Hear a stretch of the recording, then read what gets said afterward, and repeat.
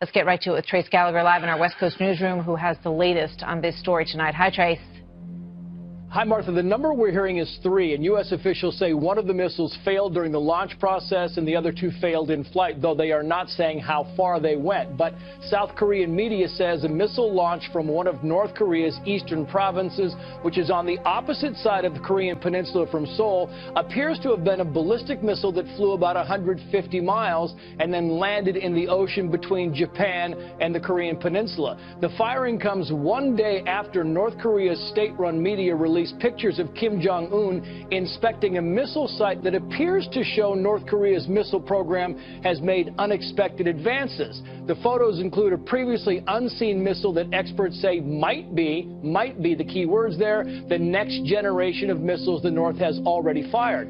All of this is troubling for the Trump administration, which this week said that North Korea seemed to be backing down a bit. Remember, last week, Kim Jong-un was threatening to fire missiles near the island of Guam, which is a U.S. territory and considered to be U.S. soil. In July, North Korea conducted its first successful test of an intercontinental ballistic missile that could reach the shores of Alaska, and experts say they may also have the technology to arm the missiles with a small nuclear warhead. We should note that while the North has fired yet another missile, the USS John McCain is in port, out of commission in Singapore after being hit by an oil tanker. The McCain is equipped with an Aegis missile defense system, an effective counterweapon to North Korean missiles. And remember, South Korea and the U.S. military are conducting joint military exercises as we speak in the Korean peninsula. All great points, 10 times. Thank you, Trace. Province of Gangwon into the Sea of the Korean Peninsula, or Sea of Japan. That's according to the South Korean Joint Chiefs of Staff. The projectiles flew about 250 kilometers. South Korea's military is closely monitoring North Korea for any additional movement or provocation. North Korea has been conducting a series of ballistic missile tests this year, firing 18 missiles in 12 tests in February. In July, it launched an intercontinental ballistic missile, which North Korea claims could reach anywhere in the world. The latest launches come as the U.S. and South Korean militaries conduct their annual joint exercises. We have this breaking news from Korea, where the North Koreans apparently sent off 3 short-range missiles. These are not ICBMs, and apparently it was a failure, the missile launch itself. That clearly, in my mind, was a reaction, or their attempted a reaction, to our military exercises with the South, right? Yeah, it's clearly what this is. They always do something during these annual exercises that the United States and South Korea is conducting, just to remind them that they're opposed to these exercises as a matter of policy and principle. This is not in reaction to the statements that the president said about the ultimate impact on North Korea if they did something that provoked the United States. It's not a part of that. Quite frankly, North Korea has toned down some of its rhetoric and also has not taken any serious ballistic testing since those statements have been made. I doubt seriously if that'll last for a while longer, because I think ultimately he's going to conduct his 6th nuclear test within the next several weeks or months. Officials say the projectiles were fired from Kitaeron in the province of Gangwon. South Korean media says a missile launched from one of North Korea's eastern provinces, which is on the opposite side of the Korean peninsula from Seoul, appears to have been a ballistic missile that flew about 150 miles and then landed in the ocean between Japan and the Korean peninsula. We have just learned that North Korea has just launched what is being described as an unidentified projectile, a ballistic missile, we're told. This is the first missile launched by North Korea following sanctions imposed by the United Nations Security Council. The South's Yonhap news agency reports that the North launched several projectiles traveled about 250 kilometers. U.S. Pacific Command says that it detected a launch of 3 short-range missiles over a 30-minute period from 6:49 to 7:19 a.m. The first and third missiles failed in flight. The second missile appears to have exploded almost immediately. South Korean government has convened its National Security Council to gather more information about the North's intentions.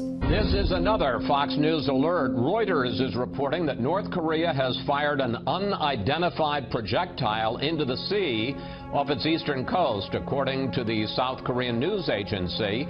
A piece of news that has just suddenly broken. Let's bring in our panel. Matthew Continetti of the Washington Free Beacon, Karen Tumulty of the Washington Post, and Byron York of the Washington Examiner. I suspect that the North Koreans did not know about Hurricane Harvey, but Karen, their timing is impeccable, isn't it? Yeah, they do have a knack, it seems like, for sort of adding chaos on top of chaos. So, but the frequency of these things, I think, is the thing that's got to be most worrisome right now. Yeah, now we need to point out that there's an awful lot we don't know. Again, we have not independently been able to verify this report of a missile test.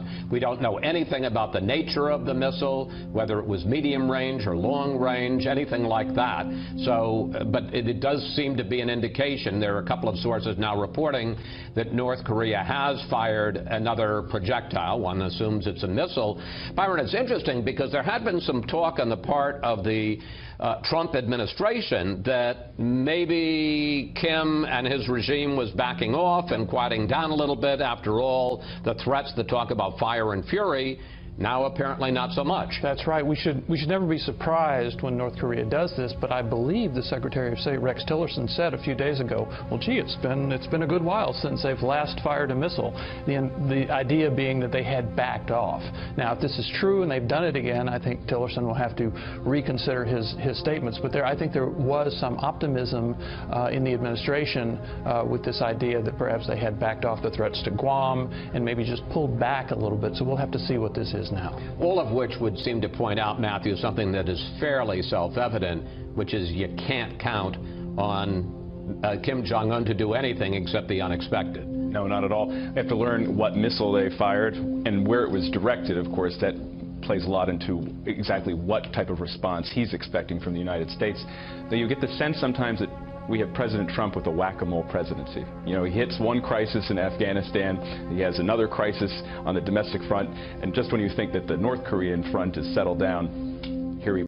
A photo released by North Korea's state media is turning heads the world over. It shows the regime may be close to completing a new type of submarine-launched ballistic missile.